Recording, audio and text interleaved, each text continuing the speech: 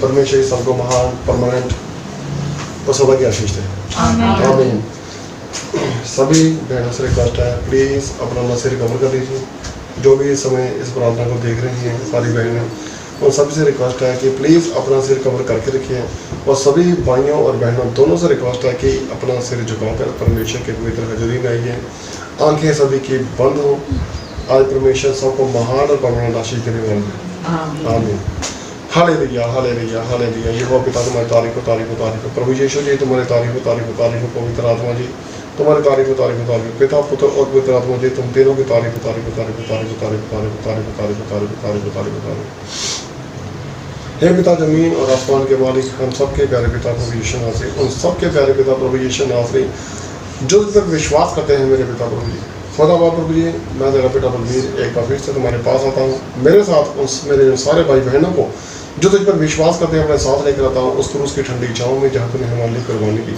प्रभु जी वो एक खास जगह थी जैसे कलवरी कहते हैं, गोलगोथा कहते हैं, कोपे कहते हैं, उस जगह पे हम तेरे पास आते हैं मेरे बेटा। एक बार फिर से इस प्रार्थना में आने से पहले प्रभु जी मैं आपसे दुआ करता हूँ, हम सब के गलती गुनाह अपराधों को बख्श दो मेरे पिता, और हमें फिर से गलती गुनाह और अपराध ना करने की समझ दो प्यारे पिता प्रभु जी यीशु नासरी। इस समय जितने तेरे बेटे बेटियां तेरे पिता हजूरी में सिर झुकाकर बैठे हैं मेरे पिता, आज सबके दिल, दिमाग, हाथों, मुंह और आंखों पर पूरी बॉडी पर पूरी तरह अधिकार कर लो मेरे पिता। और आज सबका उठना बैठना, देखना सुनना, बोलना, चलना फिरना और सोचना तेरी इच्छा से कराओ। आज से तेरी इच्छा भरपूरी से हम सबकी जिंदगी में पूरी हो। आज के इस वचन से पहले मेरे पिता हम सब पर पूरा अधिकार कर लो, और आज का जो वचन हो ये हमारे लिए तेरी ओर से स्वर्ग से उतरी जीवन की रोटी बन जाए, वो बीज बन जाए प्रभु यीशु मसीह जी, जो हमारे अंदर जड़ पकड़े प्रभु यीशु मसीह जी। हमारे बंजर दिलों की धरती को आज तो इस प्रार्थना से पहले नरम कर दे प्रभु यीशु मसीह, बिल्कुल सॉफ्ट कर दे प्रभु यीशु मसीह, ताकि ये बीज जो छिड़का जाए पूरा अंदर तक गहराई तक जाए, जैसे ना तो कोई पक्षी चुग सके और ना कोई शैतानी ताकतें उसके आसपास कांटे बीत सके। खुदा बाप प्रभु जी ये पूरी तरह से नीचे चला जाए मेरे पिता, और खुदा बाप पूरी तरह से जड़ पकड़े और 100 गुना नहीं 1000 गुना फल लेकर आए मेरे पिता। प्यारे पिता तू हमारे लिए निगहबानी कर मेरे पिता। आज के इस वचन से पहले हम सबको पूरी तरह से इस वचन के लिए तैयार करो, ताकि हम तेरे बेटे बेटियाँ इस वचन को सिर्फ पढ़ने या सुनने वाले ना बने, बल्कि इस वचन पर चलने वाले बने, इस पर अमल करने वाले बने, इसे जीवन में लाने वाले, बचाने वाले और अपनाने वाले बन जाए। कोई दुष्ट अंधकार की शक्ति, कोई दुख तकलीफ और परेशानी, कोई दुश्मन की योजना का वैरी की चाल तेरे इस प्यार को, इस खुराक को, इस जीवन की रोटी को, इस बीज को हमारी जिंदगी से चुरा ना सके। और जो तू हमारा पिता है और हम तुम्हारे बच्चे हैं। प्यारे पिता प्रभु यीशु मसीह जी के जिंदा पाकर पिता नाम से मांगते सबको जय मसीह, सबको जय मसीह। परमेश्वर सबको महान और परमानेंट आशीष दे। आमीन, आमीन। हमने बहुत सारे लोग हैं जिन्हें अक्सर घर में प्लांटिंग करने का बहुत शौक है, पेड़ पौधे फूल वगैरह वगैरह वगैरह लगाने का बहुत शौक है। ये सब कुछ पैदा होता है एक बीज से। बहुत सारे लोग हैं जो शॉर्टकट तरीका इस्तेमाल करते हैं आज की डेट में। अगर कोई हमसे बोले, कोई इंसान चाहता है कि मैं अपने घर का उगा हुआ पेड़ का फल खाना चाहता हूँ, चाहे वो अमरूद हो, चाहे वो आम हो, चाहे वो कोई भी फल हो, जो वो खाना चाहता है, तो इसके 2 तरीके हैं। पहली बात तो कन्फर्म है कि उसके घर में काफ़ी स्पेस है वो पेड़ लगाने के लिए, और दूसरी बात ये है कि उसे प्लांटिंग का शौक़ है, और तीसरी बात ये है कि अगर वो आज की डेट में कोई बाजार से बीज लेकर आता है, उसे उसमें बीजता है, तो उसे थोड़ा सा ग्रो करने में टाइम लगेगा। पहले वो बीज फूटेगा, फिर उसमें से छोटा सा पौधा निकलेगा जिसका सिर्फ 1 पत्ता या 2 पत्ते होंगे, फिर वो थोड़ा सा बड़ा होगा। जब तक वो पेड़ बहुत बड़ा होगा तब तक उसे काफ़ी साल लग जाएंगे कि फल देने के लायक। जब तक वो बड़े काफ़ी साल लग जाएंगे, 4 साल 5 साल 3 साल 2 साल 10 साल। तो दूसरा शॉर्टकट तरीका एक ये होता है कि हम बाजार से थोड़ा सा बड़ा पौधा लें जो कि 4-5 साल पहले का लगाया हुआ है, हम उसे घर पर ऐसे ही आकर लगा दें। फीड तो हमें देनी पड़ेगी, खाद तो हमें देनी पड़ेगी, खुराक तो उसे देनी पड़ेगी, लेकिन हम थोड़ा जल्दी उसका फल खाने वाले बन जाएंगे। तो मैंने अपनी लाइफ में देखा कि बहुत सारे लोग ऐसे हैं जिन्हें प्लांटिंग का बहुत शौक़ है। घरों में गमले रखे हुए हैं, काफ़ी सारे लोगों के घरों में पेड़ पौधे उसमें लगे हुए हैं, फूल फल, कुछ लोगों ने सब्जियां उगा के रखी हुई हैं, लेकिन शौक़ है उनको। ठीक है, बहुत सारे लोगों के घरों में गमले हैं लेकिन उनमें कोई पौधा नहीं है, पौधे के नाम पर एक तिनका जो सूखा हुआ है, जिसमें वो पानी नहीं डालते, कुछ भी नहीं है। हमारे भी घरों में बहुत सारे लोग हैं जो बीज तो छिड़कते हैं लेकिन उन्हें पता ही नहीं होता कि हमने कौन सा बीज छिड़का है।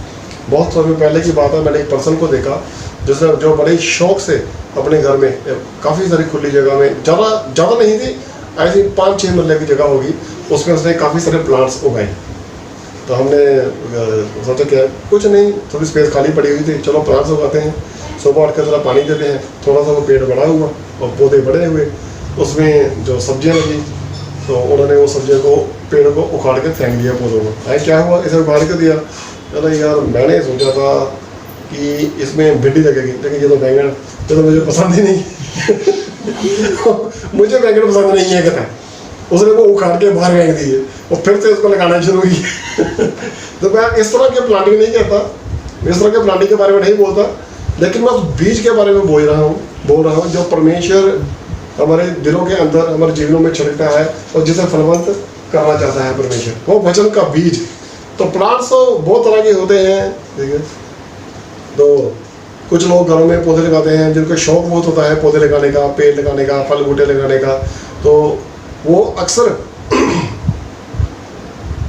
उनसे कुछ ना कुछ उनकी देखभाल अच्छी तरह से करते हैं। तो ये जो परमेश्वर का वचन है, जो परमेश्वर का बीज है, हमें इसकी अच्छी तरह से देखभाल करनी होगी। अगर हम चाहते हैं कि परमेश्वर का वचन हमारी ज़िंदगी में जड़ पकड़े, हमारी ज़िंदगी में फल लेकर आए, अच्छी तरह से फल लेकर आए, तो हमें उसे रोज़ पानी देना होगा, रोज़ उसे आत्मिक खुराक देनी होगी, वक्त वक्त पर उसकी निगहबानी करनी होगी। कोई शैतानी ताकत इन द सेंस कि कोई परेशानी उस बीज को चुरा ना सके, कोई आसमान से पक्षी आकर उसे चुरा ना सके, कोई उसे डिस्टर्ब ना कर सके। तो परमेश्वर मुझे सिखाता है कि जो बीज है उसमें कोई बुराई नहीं है। दिक्कत यह है या तो जो कमी है उस ज़मीन में है, या जिसने ये बीज छिड़का है उसके अंदर उसने बीज प्रॉपर्ली नहीं छिड़का, या तो पथरीली भूमि पर छिड़क दिया है, या उसने कांटों में छिड़क दिया है, और या उसने ठीक तरह से उसको बीजा नहीं, बीज को बीजा नहीं है। तो चलिए आज हम देखते हैं, परमेश्वर हमेशा हमसे दृष्टांतों में बात किया करते थे, तो इसी तरह परमेश्वर ने बताया कि स्वर्ग का राज्य कैसा है। ठीक है, एक बीज बीजने वाले का दृष्टांत परमेश्वर जी ने सिखाया मत्ती 13 नंबर अध्याय में।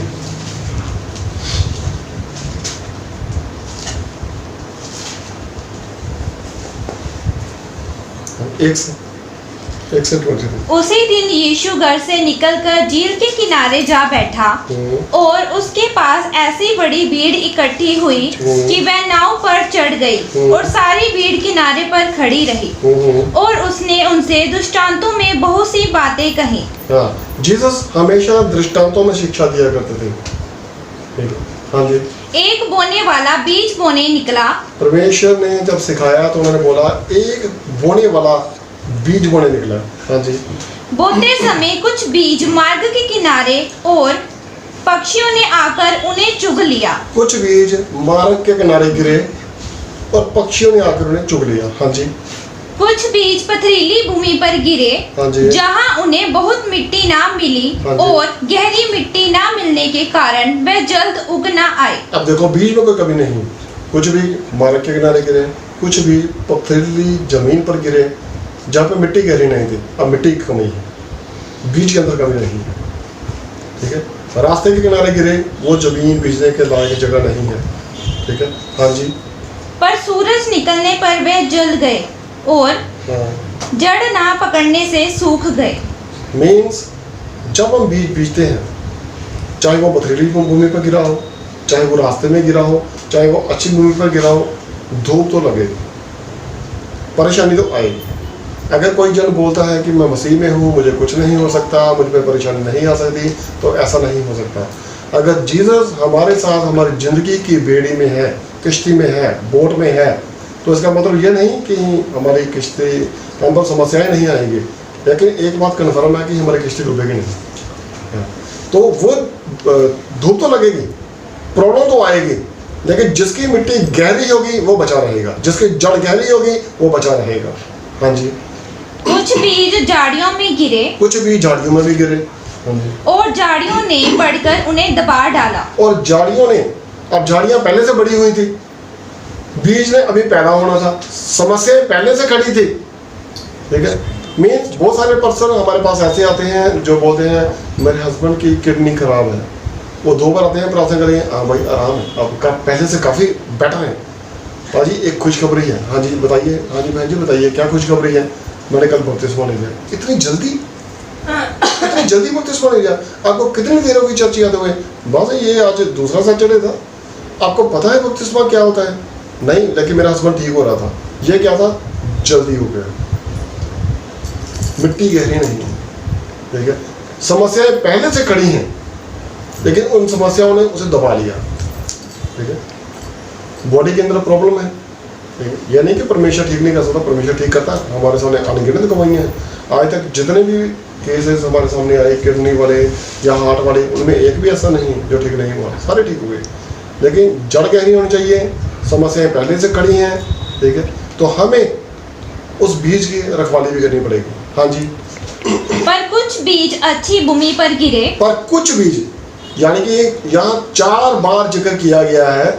नंबर 1 पर कुछ बीज रास्ते के किनारे गिरे, नंबर 2 कुछ बीज पथरीली भूमि पर गिरे, नंबर 3 कुछ बीज झाड़ियों में गिरे, और 25% रिजल्ट यह हुआ कि कुछ बीज चौथी बार 4th टाइम जो बीज गिरे वो अच्छी भूमि पर गिरे।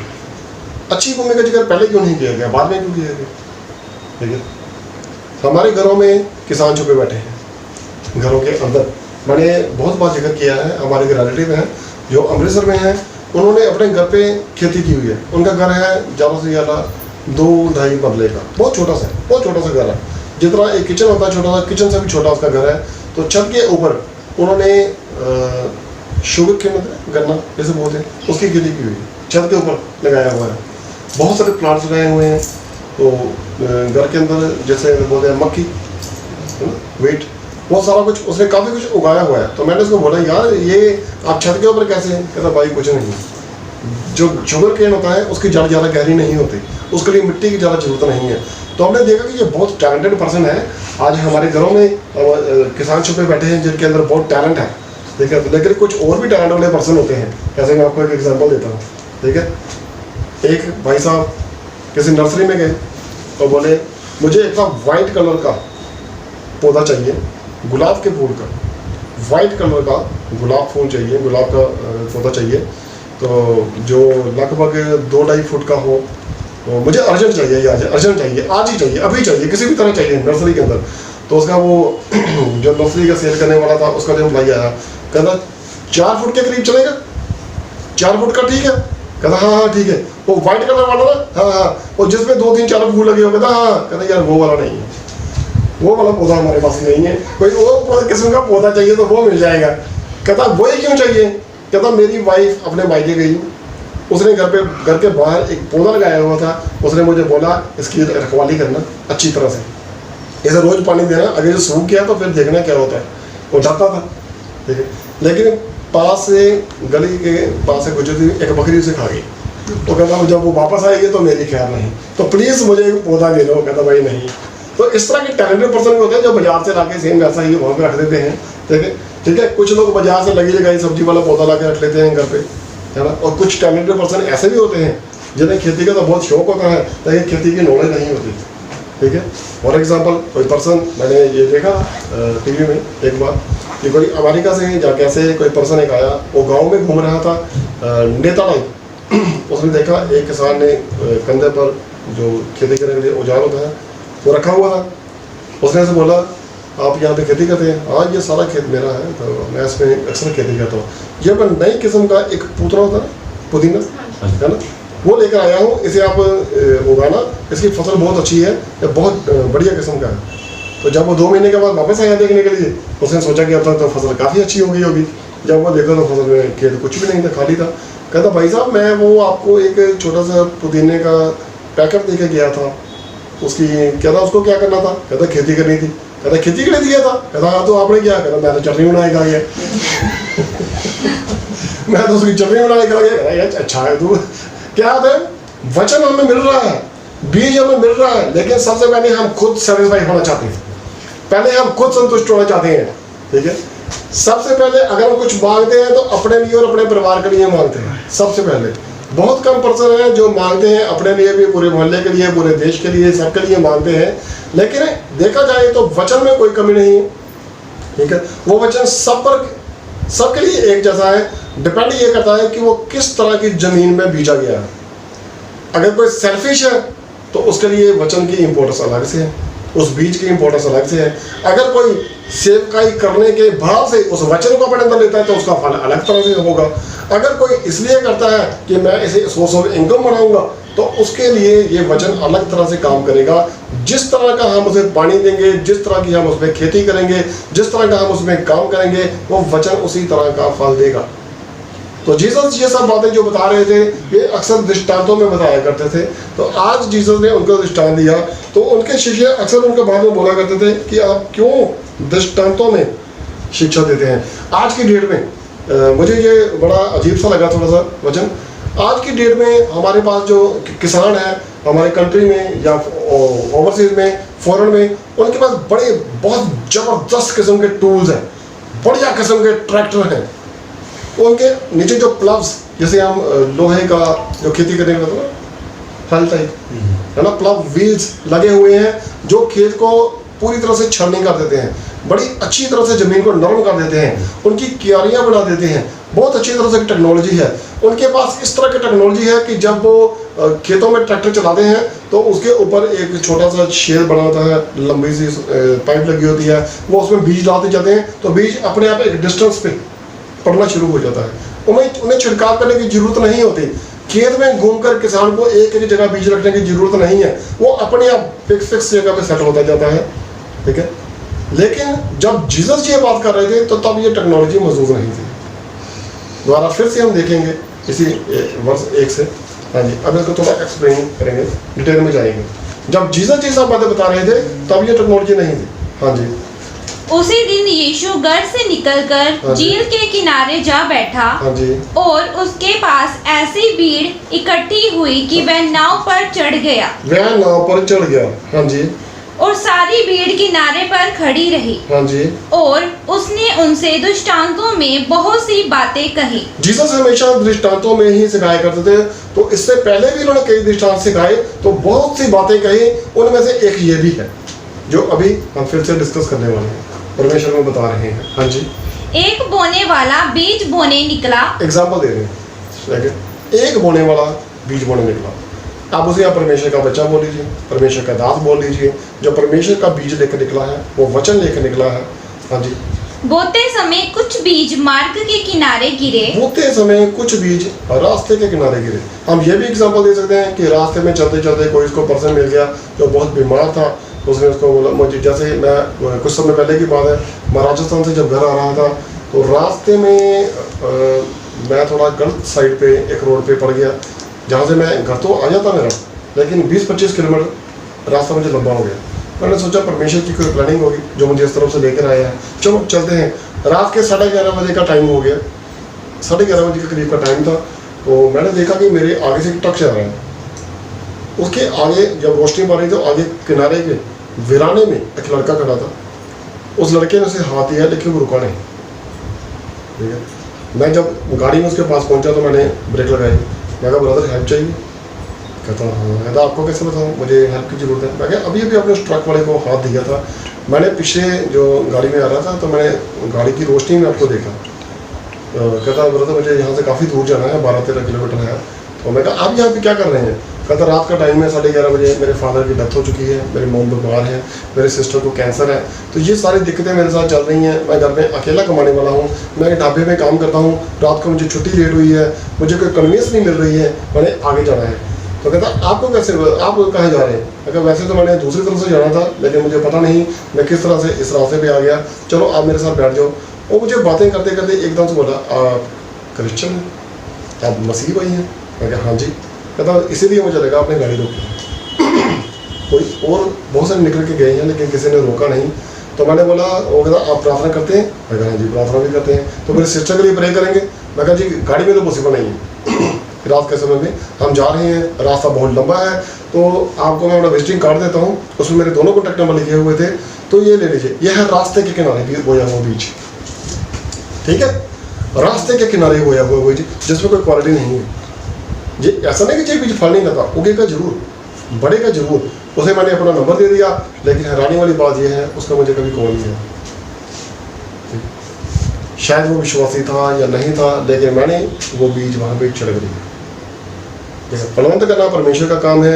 शायद वो किसी और चर्च में जाना शुरू कर दिया होगा, जरूरी नहीं मुझे ही कॉल करता, ना करे कोई बात नहीं, किसी और जगह जाए, ठीक है। मेरा काम था वचन छिड़कना, इधर से नहीं तो किसी और ने उसको खुराक दे दी होगी, तो कुछ बढ़ेगा जरूर, लेकिन वो रास्ते के किनारे गिरा हुआ था वो बीज। हाँ जी, कुछ बीज रास्ते के किनारे गिरे। हाँ जी, और पक्षियों ने आकर उन्हें चुग लिया। और पक्षियों ने आकर उन्हें चुग लिया, शैतानी ताकतों ने उन्हें चुरा लिया उनकी जिंदगी से। हाँ जी, कुछ बीज पथरीली भूमि पर गिरे।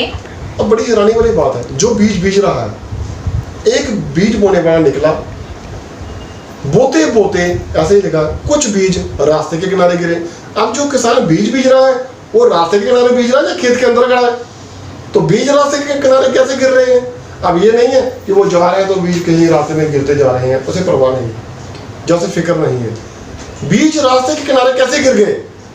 वो तो खेत के अंदर है, हैरानी वाली बात है। अच्छा, फिर और कुछ बीज पथरीली भूमि पर भी गिरे। अब पथरीली भूमि वहां से कहाँ आ गई? क्या उसने हल नहीं चलाया था, या उसने ट्रैक्टर नहीं चलाया था? उस टाइम जो भी औजार होगा उसके पास, हम उसे हल से बना लेते हैं। क्या उसने हल चलाकर जमीन को नरम नहीं किया था? हर छोटा बहुत बड़ा कंकर उसने उठा लिया होगा। हाँ जी, जहाँ उन्हें बहुत मिट्टी ना मिली, हाँ जी, और गहरी मिट्टी ना मिलने के कारण वे जल्द उग आए। जल्दी उग गया। हाँ जी, पर सूरज निकलने पर वे जल गए और जड़ ना पकड़ने से सूख गए। हाँ जी, कुछ बीज झाड़ियों के गिरे। अब तीसरी बात झाड़ियां आ गई। ये खेत है या क्या है? कुछ बीज रास्ते के, कैसा किसान है यार तू? कुछ बीज तो रास्ते के किनारे गिर गए हैं, कुछ बीज तूने पथरीली जगह पे फेंक दिए हैं, और कुछ बीज तूने झाड़ियों में फेंक दिए हैं। तू खेती कर रहा है, बीज बो रहा है, क्या कर रहा है? क्या तू केयरफुल नहीं है? तो किस तरह का किसान है? अगर हम बोले आज की सदी में आइए, टाइम मशीन हो, उसे लेकर देखो छत के ऊपर इसने कैसे पौधे लगाए हुए हैं, देखो इसने घर के अंदर स्मार्ट वर्क किया है, बाजार से पौधा खरीद के लगा लिया है उसने। देखो तुमने तो किस तरह का किसान है जो तो अच्छी तरह से बीज नहीं बो सकता। अब हम बता रहे हैं कि उस समय टेक्नोलॉजी आज की टेक्नोलॉजी के जैसे नहीं थी। उस समय किसान कैसे थे, कैसे किसान होते थे उस समय? वो किसान क्या था, अपने गले में एक थैला लटका के रखता था, ठीक है। वो क्या किया करता था, बीज कैसे छिड़कता था? ऐसे जोड़े में हाथ लगाता था, और जैसे चलता जाता था वैसे स्प्रे करता था, जहाँ गिर गए। अब जब तक तो खेत के बिल्कुल बीच में था, तब तक तो वैसे स्प्रे करता था, तो खेत के अंदर बीज गिरते थे। जैसे जैसे बीज बोते बोते वो किनारे के पास आता जाता था, तो वहाँ पे कुछ पगडंडी रास्ते बने होते थे, जहाँ पे कुछ लोग पैदल चलकर अपने खेतों में जाते थे, इधर उधर घूम के क्रॉस करके। तो जब वो ऐसे स्प्रे करता था तो कुछ बीज रास्ते के किनारे पार चले जाते थे और उस किनारे पे गिर जाते थे। जब वो घूम के वापस आता था और जब फिर से वो किनारे के दूसरी तरफ स्प्रे करता था, तो वहाँ जो अपना जिसने खेत डिवाइड किया हुआ था, जहाँ से खेत में पानी भी आता था, तो वहाँ पे कुछ थोड़े थोड़े पत्थर रखे हुए थे अपने बाउंड्री सेट करने के लिए कि मेरा खेत यहाँ तक है। अब उसकी दूसरी तरफ से इधर से या इधर से कुछ पानी आने के लिए जगह बनी होगी, वहाँ से पानी आता, तो पानी को फ्लो को सेट करने के लिए उसने पत्थर भी रखे हुए थे, ठीक है। तो कुछ भी पथरीली जमीन पर भी गिर गए, खेत उसी का था, जमीन थी, मिट्टी थी, पानी भी आता था, लेकिन कुछ बीज पथरीली जमीन पर भी गिर गए, और कुछ बीज झाड़ियों पे गिरे। झाड़ियाँ वहाँ से कहाँ से आ गई? झाड़ियाँ जब वो खेत सुकेर था, जब वो घूमते घूमते इस किनारे पे आया जहाँ से उसने एंटर किया था, तो वहाँ पे लोग अक्सर जब किसान जाया करते थे, हाथों में उनका बैल होते थे, तो कोई जानवर उसके अंदर ना आए खेत के अंदर, तो वहाँ उसने झाड़ियाँ लगाई होती थी कांटेदार, कि जब जानवर इसके पास आए उसे वो चुभेगा तो वो वापस चला जाएगा, इसलिए उसने झाड़ियाँ लगाई थी। तो ये जो बताया जा रहा है कि कुछ बीज परमेश्वर ने बड़े सरल तरीके से दिखाया कि तब किसान ऐसे ही किया करते थे। कुछ बीज कहाँ गिरे? झाड़ियों में गिरे, रास्ते के किनारे। कुछ बीज कहाँ गिरे? पथरीली जमीन पर। और कुछ बीज कहाँ गिरे? झाड़ियों के किनारे। और कुछ बीज कहाँ गिरे? उनमें से कुछ अच्छी जमीन में जो फल लेकर आए, 100 गुना फल लेकर आए। हाँ जी। कुछ बीज झाड़ियों में गिरे और झाड़ियों ने बढ़कर उन्हें दबा डाला, और झाड़ियों ने बढ़कर उन्हें दबा डाला और फल नहीं लेकर आए। अब बीज में कोई कमी नहीं, बीज तो 100 गुना फल देने वाला है।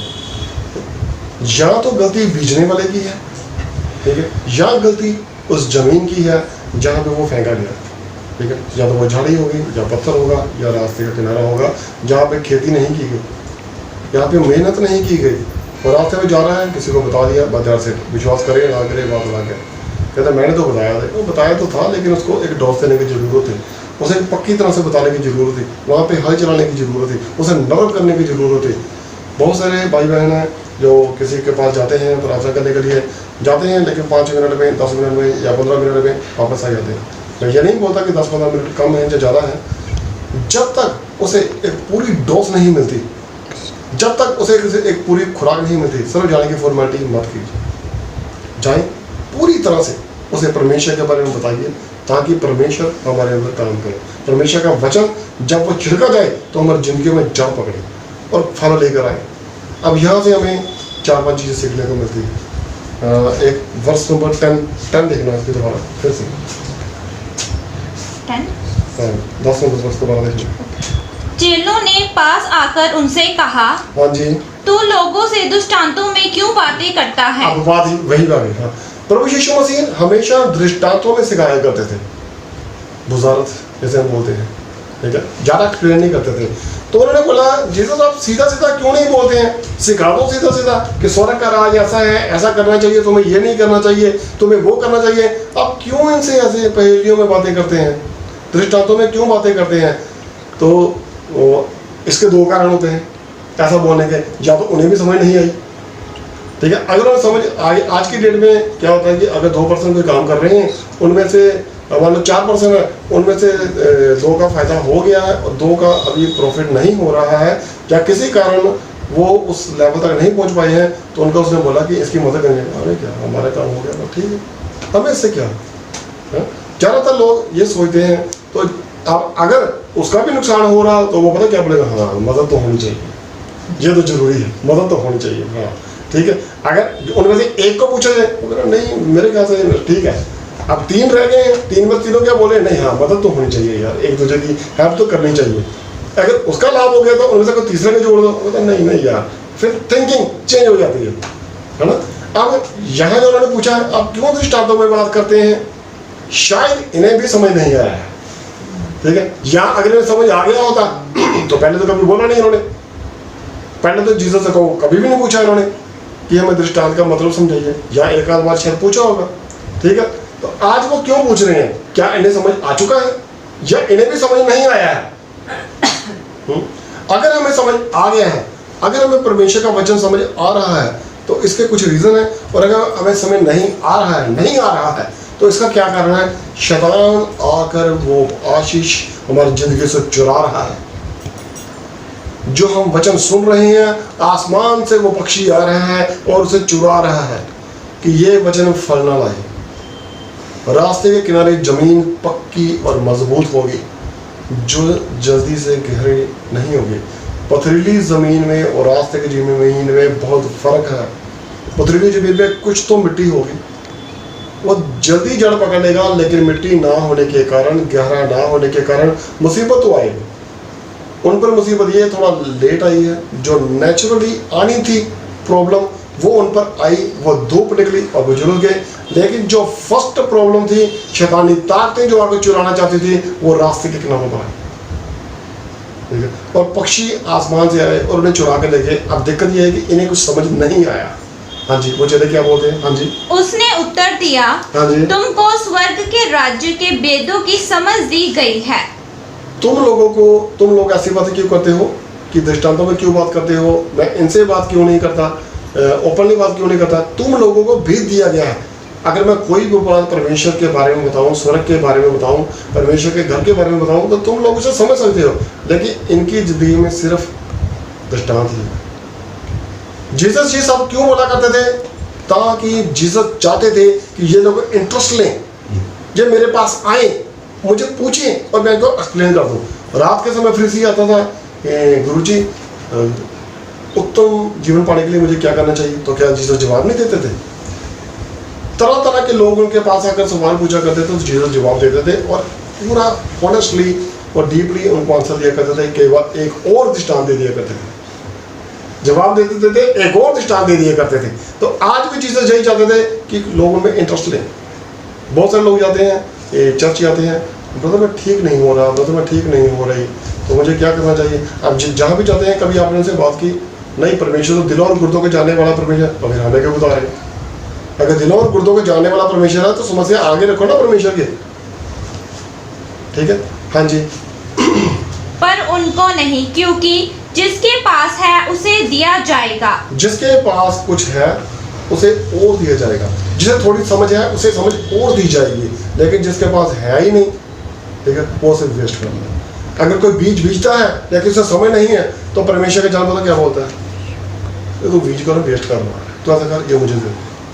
परमेश्वर उससे सारी आशीष वापस ले लेता है। शैतानी का तो चुराई नहीं है। अब परमेश्वर क्या करता है, जिसके पास जो है उसे और दिया जाएगा, जिसके पास हुनर है, जो परमेश्वर के आगे बढ़ना चाहता है, परमेश्वर उसे और भर देता है, और भरता जाता है। दूसरा बोलता है यार मेरे से काम नहीं होते, क्यों? इसका रीज़न क्या है? इसका रीज़न क्या है? इसका रीज़न ये है कि तुम्हें अभी परमेश्वर का बेस समझ नहीं आएगा। तुम काम तो करना चाहते हो लेकिन तुमने सीखा नहीं। और वचन क्या कहता है, पहले मुझसे सीखो। जब तक हम सीखेंगे नहीं तो वचन फल नहीं लाएगा, वो बीज फल नहीं लाएगा, हमारे अंदर जड़ भी नहीं पकड़ेगा। वो एक तरह से जुड़ रहा है। कुछ लोग वचन सुनाने के लिए जाते तो हैं लेकिन अंदर से एक जल रहे होते हैं। कोई उनसे थोड़ा सा वचन के बारे में पूछता नहीं जी नहीं ऐसा कैसे हो सकता है, तो बड़ी जल्दी इरिटेट हो जाते हैं।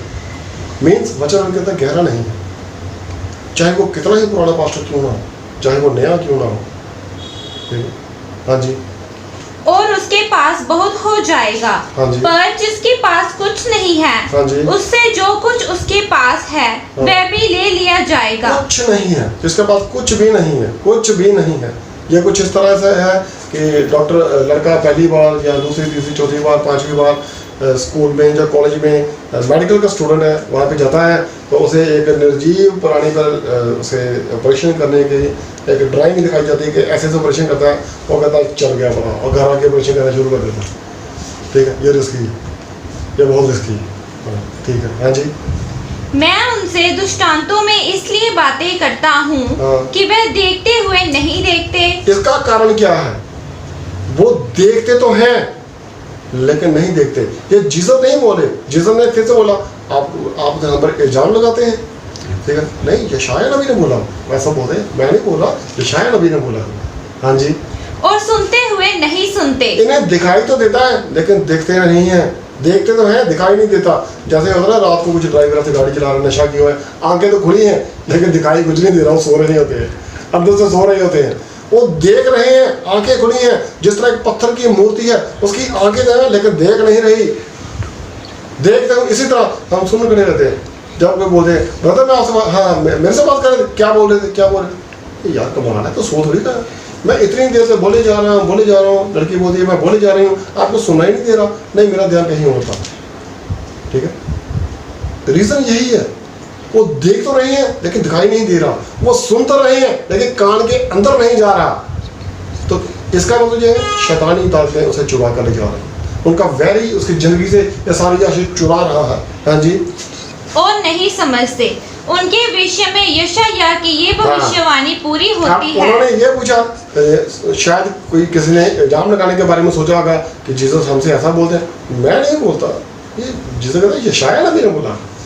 यशायाह नबी कौन था? जीसस के आने से भी लगभग 4-5 साल पहले उन्होंने एक प्रोफेसी की थी कि एक जन आएगा जो तुम लोगों के लिए क्रूस पर चढ़ाया जाएगा, जिसे लोग तुच्छ और मामूली समझेंगे। जीसस ने उनके बारे में बोला कि उन्होंने क्या कहा है। हाँ जी।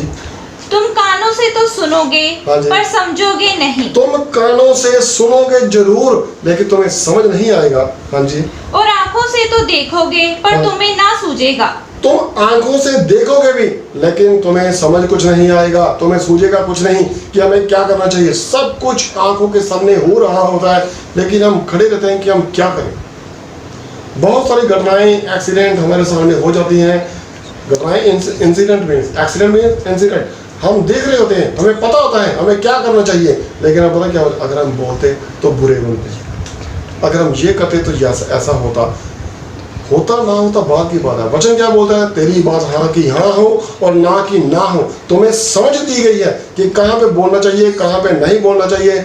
अगर किसी निर्दोष पर अत्याचार हो रहा था, तुझे पता था, तो तू क्यों नहीं बोला? तू गुनाहगार है, तुझे किसी का हक करने का कोई अधिकार नहीं।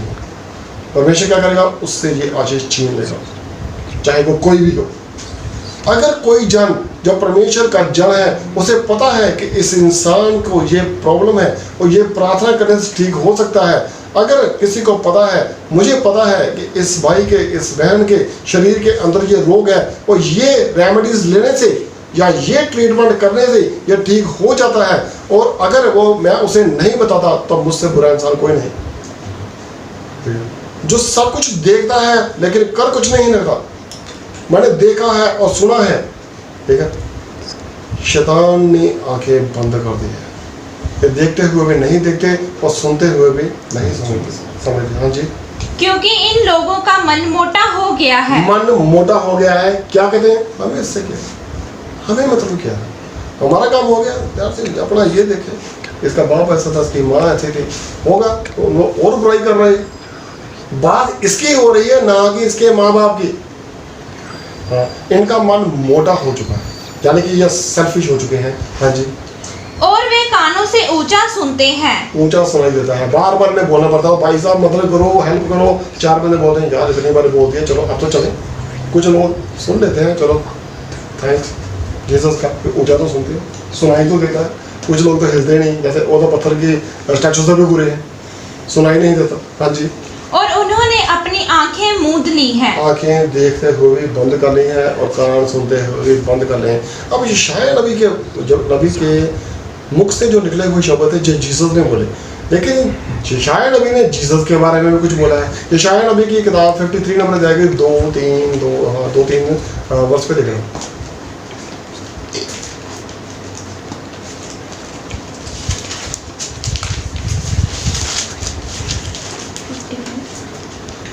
53 उसकी वर्ष 2 और 3, 2-3 से 9 तक देख लेंगे। हाँ जी, क्योंकि वह उसके सामने अंगूर के समान और ऐसी जड़ के समान उगा जो निर्जल भूमि में फूट निकले। निर्जल भूमि में फूट निकले, यहाँ पे कुछ नहीं होता, वीराना उजाड़ भूमि में इस तरह से निकला। हाँ जी, जब जीसस पैदा हुए तो तब हालात बहुत खराब थे, चारों तरफ शांति नहीं थी, तब लोगों पर अत्याचार बहुत होता था, बच्चे मार दिए गए। उस समय शायद ये देश गुलाम था। जब जीसस पैदा हुए, जब जीसस दुनिया में आए, तो लोग उस समय तरस रहे थे, परमेश्वर का इंतजार कर रहे थे कि किस समय मसीह आएगा। हाँ जी, जब वो पैदा हुआ तो हालात बुरे थे, जैसे एक निर्जन जमीन में एक पौधा उगा, और एक उम्मीद हुई कि यह हमें छाया देगा। हाँ जी, उसकी ना तो कुछ सुंदरता थी कि हम उसको देखते और ना उसका रूप ही हमें ऐसा दिखाई पड़ा। बिल्कुल नेचुरल इंसान के जैसा वो लगता था, ऐसा नहीं था कि आसमान से उतरा हुआ है और उसकी बात कुछ अलग है, फरिश्तों के जैसा है। वो बिल्कुल नेचुरल था, जैसे कि जंगली जमीन पर कोई पौधा उगता है तो उसे नेचुरल समझते। एक छोटा सा आम है, इसमें क्या खासियत है? पता है कि ऐसा कभी नहीं हुआ। जब तो किसी को बोला जीसस नाज़रत से आए, नाज़रत से आए हैं, बड़ा नाज़रत से भी कोई अच्छी चीज़ आ सकती है। लोगों ने कभी कल्पना में नहीं की थी जीसस नाज़रत से अच्छा कुछ नहीं आ सकता। ये कौन है? इसके भाई बहन तो हमारे बीच में रहते हैं, इसे ये शिक्षा कहाँ से मिली? हाँ जी, कि हम उसको चाहते। हाँ जी, वह तुच्छ जाना जाता, उसे मामूली जाना जाता। इतने बड़े बड़े फरीसी शास्त्री उसके पास बैठा करते थे, उससे बहस किया करते थे, बचपन से लेकर उसके पीछे पड़े रहे। अगर वो कभी मंदिर में रह गया तो लोग उससे बहस करते पाएंगे, जब वो अपने मंदिर में शिक्षा देता था तब उससे बहस करते पाएंगे, जब वो रास्ते के किनारे चलता था तब उससे बहस करते पाएंगे, अगर वो गधी के बच्चे पे बैठ के जाता था तब भी उससे बोलते थे देख तेरे चेले क्या बोलते हैं।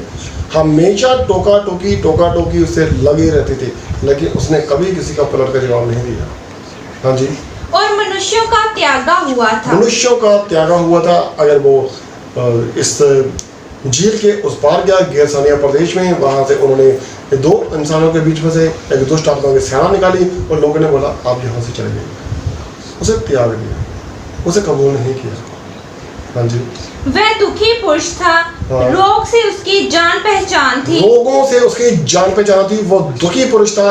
कोई अगर उसके पीछे चलना चाहता था कि जीसस मैं तेरे पीछे आना चाहता हूँ, तो वो क्या कहता था? पक्षियों के अपने घोंसले हैं, लोमड़ियों के अपनी मादे हैं, मेरे पास भी रखने की भी जगह है। लोगों को मैं सारा दिन खाना खिलाता हूँ, 4-4, 5-5 हजार लोगों को, मेरे पास खाना खाने का वक्त नहीं। वो दुखी था। रोग से जान पहचान कैसे थी? सारा दिन रोगी उसके पास पड़े रहते थे, कभी अंधा, कोई लंगड़ा, कोई पैरालाइज का हुआ, किसी को कोढ़ है। इन रोगों से इसकी खास जान पहचान थी। वो छू कर उसे चंगा किया करता था। जिसे व्यवस्था के जानने वाले लोगों ने शहर से बाहर निकाल दिया था, वो उन्हें चंगा किया करता था। रोग से उसकी खास जान पहचान थी और आज भी है। हाँ जी। और लोग उससे मुख फेर लेते थे। लोग उससे मुंह फेर लेते थे। जब उसे मारा गया, उसे क्रूस पे चलाया गया, तब भी वो लोग बोलते रहे लोगों को बचाया। जब उन्होंने ये बोला इसने लोगों को बचाया लेकिन खुद को नहीं बचा सकता, तो मैंने यहाँ पे परमेश्वर का धन्यवाद किया। किस लिए? कि इन्होंने कबूल तो किया कि तूने ये काम किए थे, कि तूने लोगों को बचाया। आज ये इस बात को बोल रहे हैं कि तूने लोगों को बचाया, अब तू नीचे उतर गया, फिर हम विश्वास करेंगे। अब वो उतरा, क्या उन्होंने किया? नहीं भी। अगर उतर भी आया, उतारा गया, कब्र के अंदर रखा गया, और वहां पे पहरेदार बिठा दी कहीं उठ ना जाए। अगर वो उठ भी गया, बहनों ने बोला, तब भी उन्होंने उसका विद्रोह किया, और नए नए लोग पैदा हो गए, संत पौलुस जैसे, घर से निकाल के मारना शुरू किए। ठीक है। तो रोग से उसकी एक जान पहचान थी। वो किन लोगों के लिए पकड़ा गया? क्यों पकड़ा गया? इसीलिए कि लोगों को चंगा करता है। लोगों को विश्राम दिवस में, विश्राम के दिन में भी चंगाई देता है। अब ये नहीं कि जीसस सिर्फ विश्राम के दिन चंगा किया करते थे, वो रोज चंगा किया करते थे। हाँ जी। वह तुच्छ जाना गया और हमने उसका मूल ना जाना। हमने उसको कोई कीमत नहीं जानी, जाकि वो परमेश्वर का पुत्र था और उसे पूरा अधिकार था कि वो परमेश्वर की बराबरी करे, लेकिन उसे मामूली जाना गया। किसी ने उसकी कोई कदर नहीं की। हाँ जी। निश्चय उसने हमारे रोगों को सह लिया। उसी ने हमारे रोगों को सह लिया। अब जीसस जब उनको बता रहे थे यशायाह नबी ने तुम्हारे बारे में ऐसा बोला है, तो किसी ने बोला होगा आपके बारे में क्या बोला? अगर मेरे बारे में बोला, फिर ये अध्याय पढ़ के देखिए, मेरे बारे में बोला गया, तुम लोग मुझे तुच्छ और मामूली समझते हो, मेरे बारे में ये लिखा होगा। हाँ जी। और हमारे ही दुखों को उठा लिया। उसने हमारे ही दुखों को उठा लिया। हाँ जी। तो भी हमने उसे परमेश्वर का मारा कूटा और दुर्दशा में पड़ा हुआ समझा। तो भी हमने उसे परमेश्वर का मारा कूटा, दुर्दशा में पड़ा हुआ जाना, और उसकी कोई चिंता नहीं की। आज की डेट में बहुत सारी चर्चेज ऐसी हैं जो 100 गुना फल लेके आ रही हैं। मैं अक्सर टीवी में कभी मुझे वक्त मिलता है, जब कभी मैं जब प्रार्थना देखता हूँ, जब कभी मुझे विटनेस या गवाहियाँ देखने को मिलती हैं, तो मुझे देखता हूँ कि बहुत सारे लोग बहुत सारे ऐसे ऐसे रोगों से ठीक हो रहे हैं जिसे कभी मैंने भी नहीं देखा, किसी मूवी में नहीं देखा। तरह तरह के केसेस हम देखते हैं।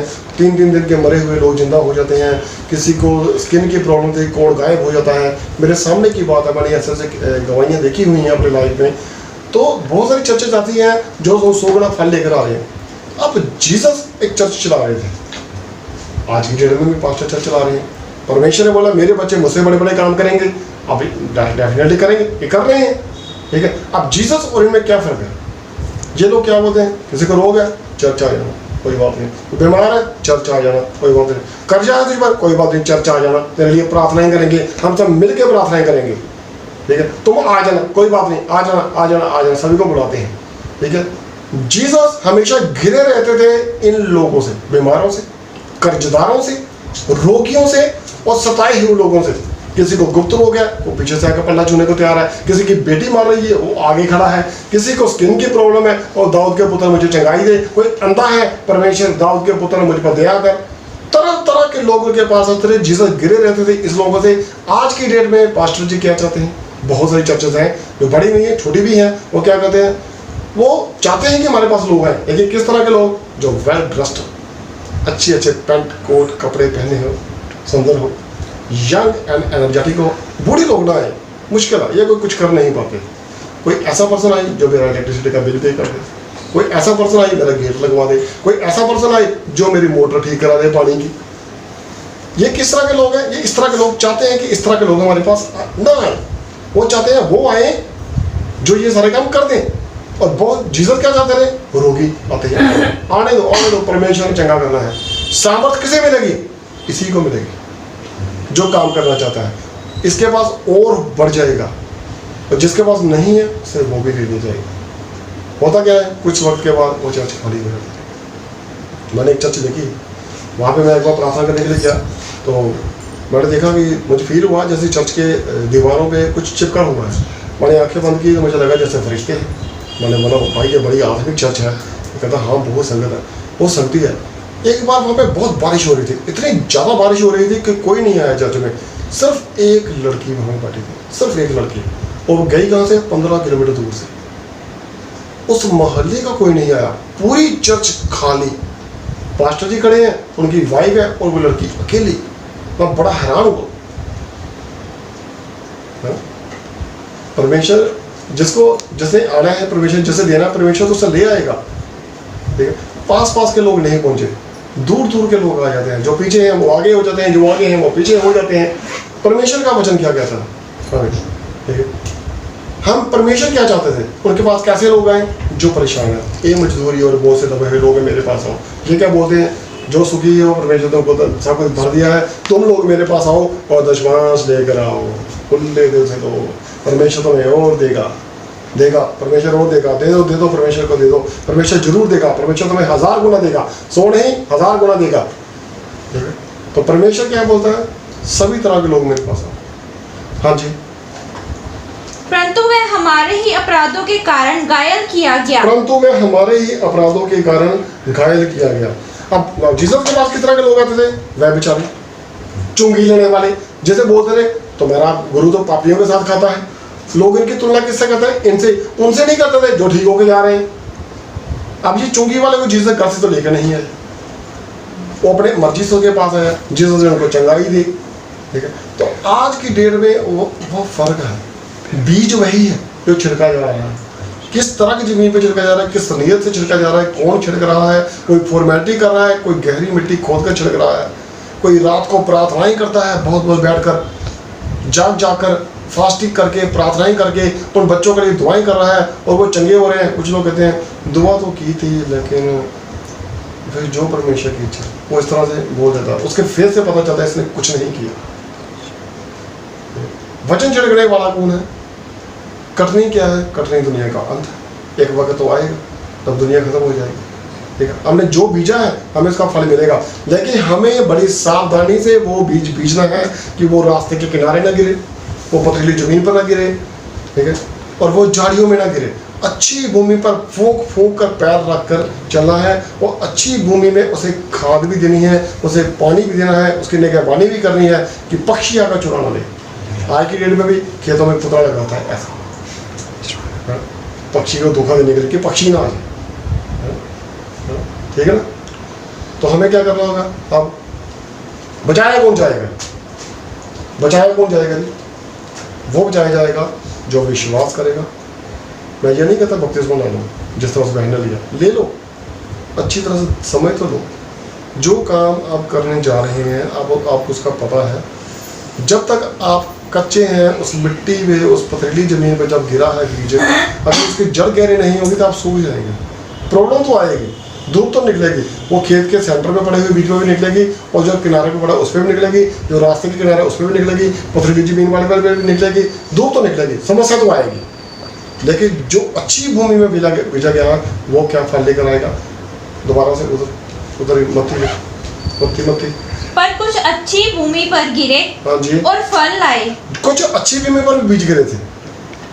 हाँ जी, कोई 100 गुना, कोई 60 गुना, कोई 30 गुना। डिक्रीजिंग ऑर्डर, पहले 100 फिर 60 और फिर 30 से कम नहीं होना चाहिए। ठीक है, 30 से कम नहीं होना चाहिए, अगर उससे ज़्यादा फेल है। स्कूल में तो पास कर देते हैं, 33% पास, पंजाब में पास चलता है, 35 भी चल जाता है, लेकिन वो 30 से ज़्यादा होता है, 30 से कम नहीं होता। और चलते देते हैं 2, 3, 4, 5 मार्क्स और ग्रेस मार्क्स भी मिल जाते हैं, इतना तो चलता है। तो हमें क्या करना होगा? बचाया कौन जाएगा? कौन सा बचाया जाएगा? जो विश्वास करेगा। अब अपना प्रेरितों में देखना प्लीज, खत्म करते हैं वचन।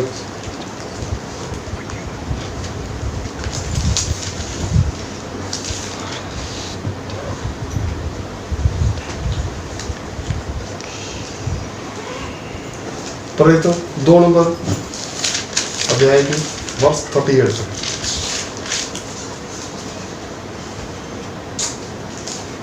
तब सुनने वालों के हृदय छिद गए हाँ जी, और वे पतरस और शेष प्रेरितों से पूछने लगे, हाँ जी, हे भाइयों, हम क्या करें? हाँ जी, हमें क्या करना चाहिए?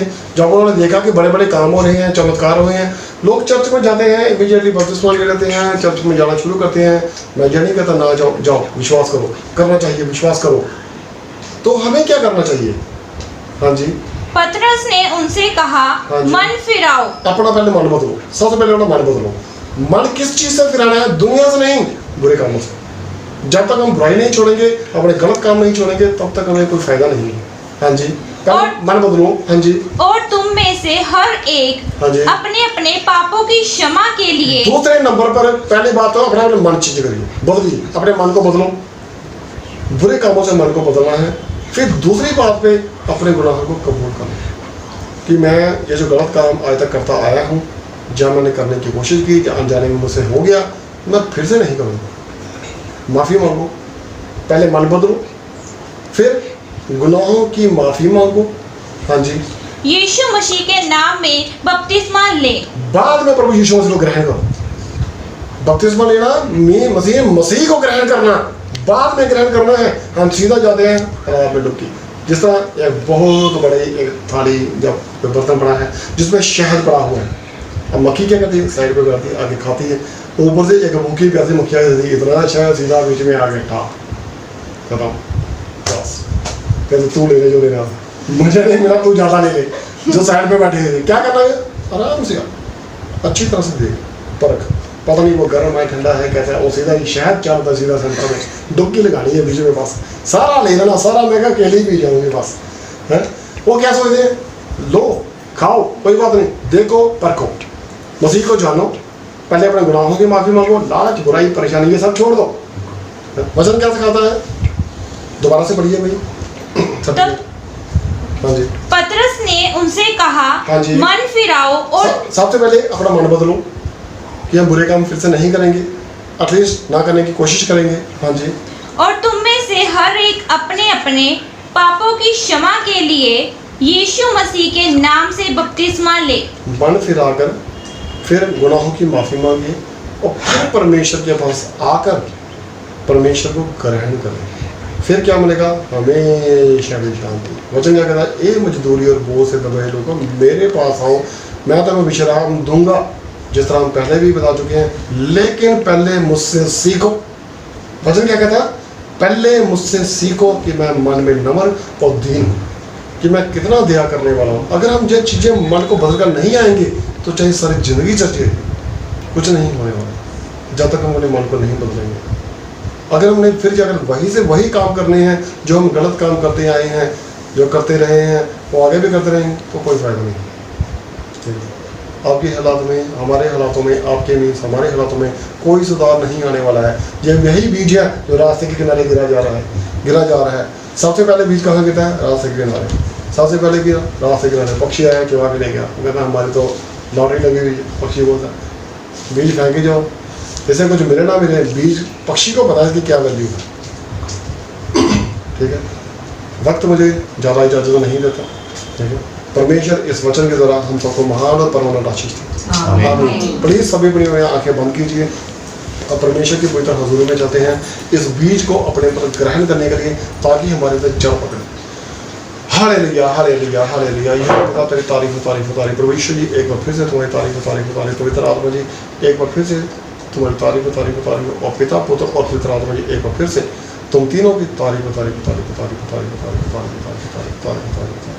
खुदा बाप प्रभु यीशु मसीह, आज जो तुमने हमें सिखाया प्रभु यीशु मसीह इस बीज के बारे में, प्यारे पिता मैं आपसे दुआ करता हूँ, आज जो तूने अपने वचन का बीज हमारे अंदर छिड़का है, सबसे पहले इस बंजर दिलों की धरती को आज नरम कर दे मेरे पिता, ताकि जो बीज हमारे अंदर छिड़का गया है, जो हमारे अंदर आज बोया गया है तेरी ओर से, तेरे फरिश्तों के द्वारा, इस वचन के द्वारा, इस आत्मिक रोटी को, इस आत्मिक खुराक को जो हमारे अंदर बीजा गया है मेरे पिता, जो हमारे अंदर पूरी तरह से जड़ पकड़े प्रभु यीशु मसीह, और 100 गुना फल लेकर आए, 30 गुना नहीं, 60 गुना नहीं, 100 गुना फल लेकर आए, बल्कि इससे भी ज़्यादा फल लेकर आए प्रभु यीशु मसीह जी। प्यारे पिता, तुमने हर जन को जिसे तुमने दुनिया में भेजा अपने काम करने के लिए भेजा है, और तू चाहता है कि वो 100 गुना कामयाब होकर वापस लौटे मेरे पिता। मैं आपसे दुआ करता हूँ आज जो तेरा बीज हमारे अंदर छिड़का गया है, हमारे अंदर ऐसी जड़ पकड़े कि 100 गुना फल लेकर आए, और इस तरह का बड़ा पेड़ बन जाए प्रभु जी जिस पर तरह तरह के पंछी आकर बसेरा करते हैं मेरे पिता। प्यारे पिता, आज जितने तेरे बेटे बेटियां इस प्रार्थना को देख और सुन रहे हैं प्रभु यीशु मसीह जी, खुदा मैं प्रभु जी आज सब बच्चों को टच कर, सब बच्चों को छोड़, सब बच्चों की जिंदगी पर पूरा अधिकार कर ले प्रभु यीशु मसीह जी, सबके दिलों पर पूरा अधिकार कर ले। आज जब इस प्रार्थना के बाद तेरे जो बेटे बेटियां हम सब आंखें खोले प्रभु यीशु मसीह जी, तो एक नई दुनिया हमारे सामने आए प्रभु यीशु मसीह जी, जिसमें कोई रोग ना हो, कोई बुराई ना हो, कोई बीमारी ना हो मेरे पिता। तेरा प्यार, अनुग्रह और तेरी सामर्थ्य में घेर कर रखे प्रभु यीशु मसीह। हर तरह की तकलीफ, बीमारी, परेशानी, अंधकार की शक्तियां आज आंखें खोलते ही खत्म हो चुकी हैं प्रभु यीशु मसीह जी। खुदा प्रभु जी, जो इस समय बिस्तर पर पड़े हैं, बीमार पड़े हैं, जिनके घरों में आज समस्याएं गिरी हुई हैं प्रभु यीशु मसीह, आज आंखें खोलते ही वो गायब हो जाए प्रभु यीशु मसीह। तेरा उजाला अब से इन घरों में चमके प्रभु यीशु मसीह, तेरा प्रकाश जगत का उजाला है इन घरों में चमके प्रभु यीशु मसीह। अंधकार खत्म हो जाए प्रभु यीशु मसीह। इस नए वक्त में जब हम आंखें खोलकर प्रवेश करने वाले हैं, उस घड़ी, उस पल, उस मिनट और सेकंड में जब हम आंखें खोले प्रभु यीशु मसीह, तेरा प्रकाश हमारे अंदर उतर आए प्रभु यीशु मसीह, तेरी सामर्थ हमारे अंदर उतर आए मेरे पिता, तेरी आग हमारे अंदर उतर आए प्रभु यीशु मसीह। सारे रोग, गंदी विद्रोह, बीमारियां, कमियां, घटिया, कमजोरियां, परेशानियां सब प्रभु यीशु मसीह के जिंदा भागने पर तरफ से दूर हो जाए। प्यारे पिता, आज तेरी यही सामर्थ हम सब तेरे बेटे बेटे के अंदर प्रवेश होनी शुरू हो जाए प्रभु यीशु मसीह। चाहे वो बिस्तर में लेटा हुआ है, चाहे उसकी आंखें बंद हैं, चाहे वो खुली है, चाहे वो रोगी है, उस परिवार में एक धर्मी है जो विश्वास कर रहे हैं, उस सबके परिवार के अंदर तू आज समा जा प्रभु यीशु मसीह। तेरी सामर्थ भरपूरी से उनके अंदर चली जाए प्रभु यीशु मसीह। जो थोड़े में विश्वास करता है प्रभु यीशु मसीह, लेकिन तेरा बीज अच्छा है मेरे पिता, ये वचन अच्छा है, जो जैसे भी जमीन पर बीजा जाए प्रभु यीशु मसीह, आज ये 100 गुना फल लेकर आए मेरे पिता। उससे 1% भी कम ना लाए प्रभु जी, 100 गुना फल लाए प्रभु यीशु मसीह। तेरी आग सब बच्चों के अंदर चली जाए प्रभु यीशु मसीह। आज हम सबको ऐसी पावर और सामर्थ्य से भर दे मेरे पिता कि जब तेरी आमद ठहरे तो इनमें से एक छोटे से छोटा या बड़े से बड़ा भी तेरे उस प्यार से वंचित ना रह जाए मेरे पिता। जब तेरी आमद ठहरे तो हम सब तेरे साथ स्वर्ग में उठाए जाने की जो बैठे रहे। तेरा धन्यवाद करता हूँ मेरे पिता, इस समय में तूने सब जनों को जो इसमें प्रार्थना देख और सुन रहे हैं भरपूर चंगाई दे रही है मेरे पिता। जैसे ही हम आंखें खोले मेरे पिता, हमारी दुनिया बदल चुकी है प्रभु यीशु मसीह जी। प्यारे पिता, अब से तू हमारा पिता है, हम तुम्हारे बच्चे हैं। सारी गंदी बदरूह बीमारी को दूर करने के लिए मैं तेरा बेटा लुई तुम्हारा दिल से करूँ का धन्यवाद करता हूँ अपनी तरफ से और उस सारे तेरे बेटे बेटियों की तरफ से जो इस समय इस प्रार्थना को देख और सुन रहे हैं प्रभु यीशु मसीह। जब भी जिस वक्त भी इस प्रार्थना को देखे और सुने, चाहे वो आज हो, चाहे वो कल हो, चाहे वो परसों हो, जब वे कभी लाइफ में वो इस प्रार्थना को देखे और सुने तो तेरी सामर्थ उसी समय उनके अंदर टच करे, उनके जीवनों में चली जाए, और जो भी इसे विश्वास के साथ ग्रहण करे प्रभु जी, तेरा बीज उनकी जिंदगी में 100 गुना फल लेकर आए प्रभु जी। अब से तू हमारा पिता है, हम तुम्हारे बच्चे हैं। तेरे इस महान कृपा, दया और अनुग्रह के लिए जो तूने आज हम पर कर दिया है, मैं तेरा दिल से करोड़ धन्यवाद करता हूँ। सारी इज्जत, सारी महिमा, सारा जलाल तेरे जिंदा पाक और पवित्र नाम को देते हैं और पवित्र पवित्र और अति पवित्र परमेश्वर तेरा दिल से करोड़ धन्यवाद करते हैं। प्यारे पिता प्रभु यीशु मसीह जी के जिंदा पाक और पवित्र नाम से मांगते हैं, आमीन। सबको जय से आमीन। सबको बहुत बहुत मुबारक हो, आज हमारी जम की पड़ गई। आमीन।